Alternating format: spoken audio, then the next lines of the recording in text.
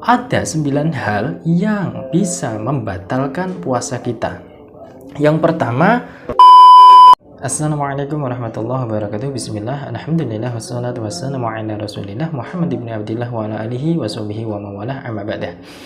Apa kabar sahabat santri dan pendukung channel Al-Hadafi? Semoga kita semua selalu dalam lindungan Allah subhanahu wa ta'ala, diberikan keberkahan rizki, umur, dan sebagainya, dan serta dilancarkan ibadah puasa kita di bulan ini sampai menuju hari kemenangan. Allahumma amin.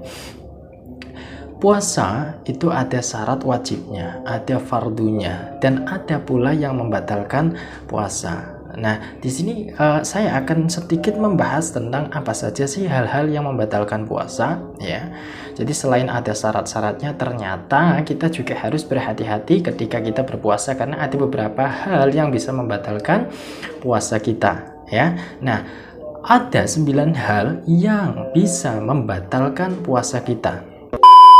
Yang pertama adalah memasukkan sesuatu ke dalam 5 lubang. Nah, 5 lubang itu apa saja? Yang pertama adalah lubang mulut, yang kedua lubang hidung, yang ketiga lubang telinga, dan yang keempat adalah lubang jalan belakang atau buang air kecil, maksudnya lubang jalan depan atau buang air kecil. Yang terakhir adalah lubang jalan belakang atau tempat buang air besar, ya. Nah, kalau kita memasukkan sesuatu ke dalam mulut kita, jelas otomatis batal. Tapi dengan catatan menelannya atau menelen, ya. Kalau kita menelan, itu jelas otomatis pasti batal, ya. Tapi kalau kita sekedar, contohnya ibu-ibu mencicip-icip makanan saja, tidak sampai ditelan, ya. Biasanya kalau indera perasa itu kan di lidah, ya. Untuk icip-icip apakah sudah asin atau belum, biasanya diicip-icip di sini, tetapi nanti dikeluarkan lagi dengan catatan itu tidak ditelan. Ingat, dengan catatan tidak ditelan, ya. Itu tidak batal, ya. Jadi ini perlu diperhatikan, tidak batal kalau mengicip-icip, sekedar memasukkan saja tetapi tidak sampai ditelan, ya, itu tidak batal. Contoh lagi, atau di situ katakanlah ada es krim ini, misalkan ada es krim yang jatuh ke bawah, ya, karena es krimnya anehnya, terus dimakan sedikit, tep, kayak gini, terus diludahkan lagi, itu tidak batal. Tapi dengan catatan, tapi itu hukumnya makruh, ya. Makruh itu definisinya adalah dibenci oleh Allah, ya. Itu yang selanjutnya. Jadi apakah kalau menelan ludah itu batal atau tidak? Nah, ini yang sering terjadi di kalangan sebagian seseorang itu, bahwa menjudge bahwa menelan ludah itu batal. Oh, belum tentu menelan ludah itu batal, ya. Karena dengan catatan, yang pertama adalah yang ditelan adalah ludahnya sendiri. Itu ingat, yang ditelan ludahnya sendiri. Jadi jangan sampai menelan ludahnya orang lain, ya. Semisal pasangan suami istri, ya, biasanya kan ada ciuman, ya. Selama ciuman itu tidak mengeluarkan ludah, ya, katakanlah tidak tertukar ludah, itu tidak batal, ya. Tapi kalau sudah menelan ludahnya orang lain, itu batal, ya.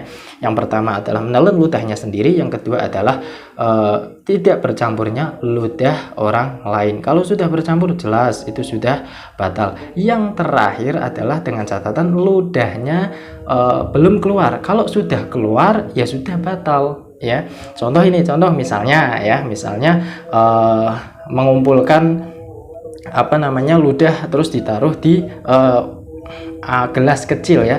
Setelah itu dimasukkan ke dalam lemari es atau kulkas. Nah, siang-siangnya diminum, kan dengan catatan ludahnya sendiri. Tidak seperti itu. Kalau seperti itu kan sudah dikeluarkan ludahnya. Nah, itu terus diminum lagi ludahnya, itu batal, ya. Walaupun jorok, ini contoh, ya. Memang agak jorok, tapi ini adalah contoh biar agar kita itu paham, ya, dengan 3 catatan tadi. Ya, jadi menelan ludah itu tidak batal dengan catatan 3 perkara tadi, ya. Yang selanjutnya adalah memasukkan sesuatu ke dalam hidung, ya. Semisal memasukkan jari ini, ya, jari ya, selama ini itu tidak sampai menyogok sininya tidak terasa panas, itu tidak batal ya. Jadi kabar gembira bagi kalian yang suka ngupil ini ya. Ya, kalau ngupil itu boleh-boleh saja, tapi ya janganlah di depan umum ya. Kita cari tempat yang agak sepi gitu ya kalau mau ngupil gitu ya. Nah, itu ngupil itu tidak batal ya, dengan catatan ngupilnya seperti ini, dimasukkan tidak sampai full sini ya. Jadi seperti kalau kita itu menghisap air ya ketika saat wudhu, ketika hisapannya sampai sini, ini pasti kan terasa panas gitu ya. Nah, itu berarti batal jelas ya. Sama halnya ketika ngupilnya terlalu berlebihan ke atas, itu batal. Selama tidak terlalu berlebihan ke atas, itu boleh-boleh saja. Ada yang mengatakan ngupil itu batal, tidak batal ya. Ini perlu diperhatikan ya. Yang selanjutnya adalah memasukkan sesuatu ke telinga, semisal memasukkan cotton bud ya, korok kuping ya, itu batal karena sudah sampai dalamnya telinga. Tapi kalau cuma sekedar menggunakan jari kelingking terus dimasukkan sini, itu adalah hanya luar dari daun telinga saja, tidak sampai ke dalam, jadi itu tidak membatalkan. Ini perlu diperhatikan ya.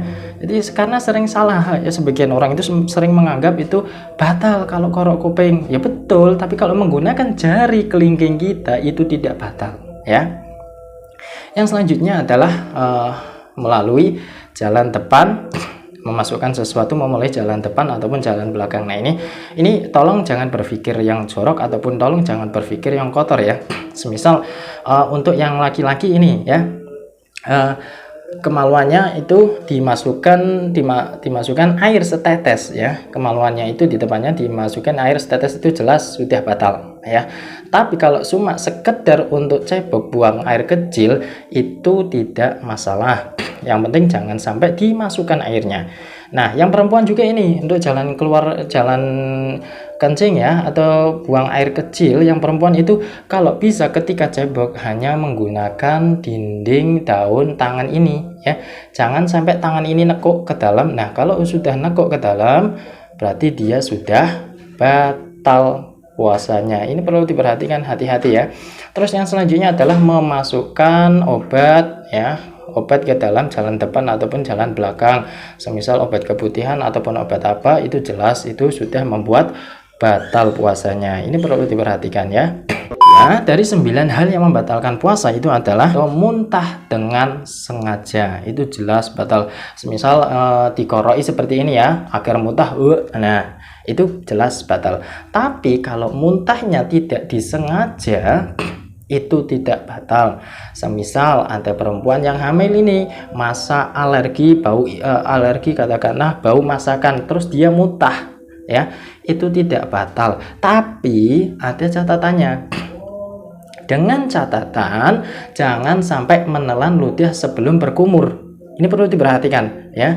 Boleh, memang tidak batal kalau muntahnya itu tidak disengaja, tapi jangan sampai menelan ludah ketika sebelum berkumur. Jadi alangkah baiknya setelah muntah langsung berkumur-kumur dulu, dan dikeluarkan air yang tadi untuk kumur itu 100% harus keluar semua, barulah boleh menelan ludah ya.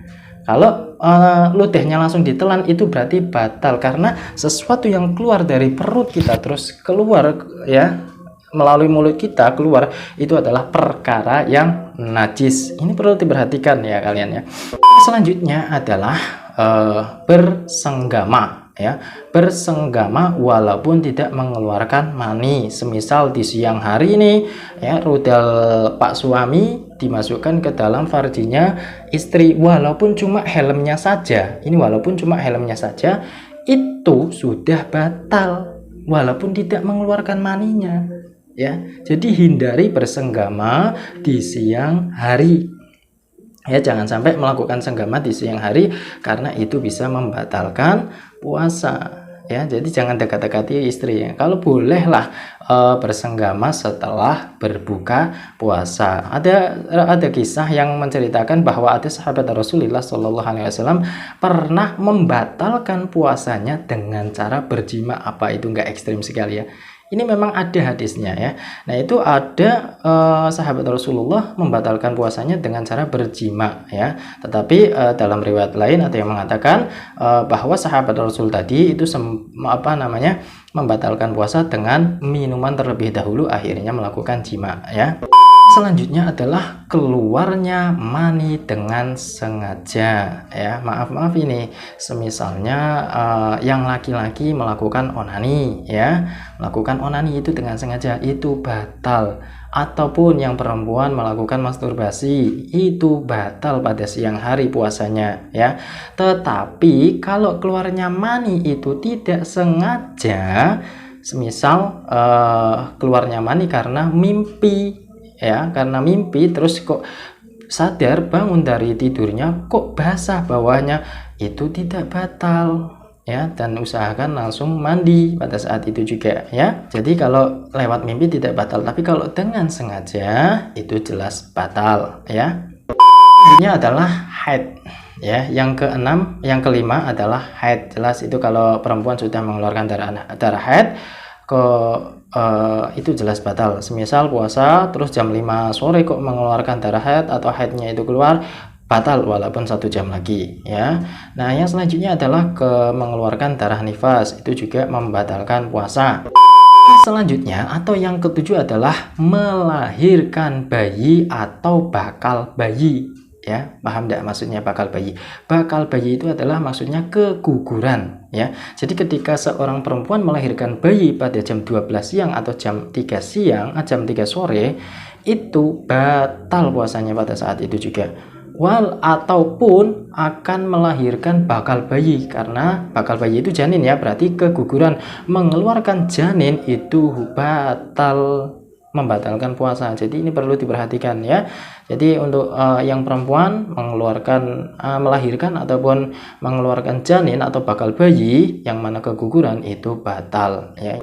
Yang selanjutnya adalah hilangnya akal. Ini sesuatu yang membatalkan puasa. Yang ke-8 adalah hilangnya akal, gila ataupun pingsan. Kalau gila jelas otomatis sudah batal ya, karena syarat sah puasa itu adalah memiliki akal.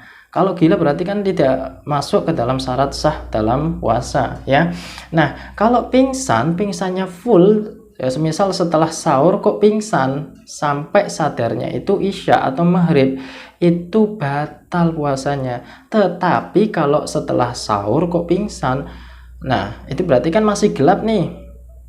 Pada saat jam 12 siang dia sadar kok semuanya sudah cerah padang gitu ya, sudah terang benderang, dan dia sadar pada saat itu juga sekitar 1 atau mungkin sampai 5 detik, akhirnya dia pingsan lagi, itu tidak batal. Itu perlu diperhatikan perbedaannya di situ ya. Tidak batal kalau ada sadarnya walaupun cuma 5 detik terus pingsan lagi, sadar lagi pada saat maghrib ataupun isya, itu tidak batal puasanya.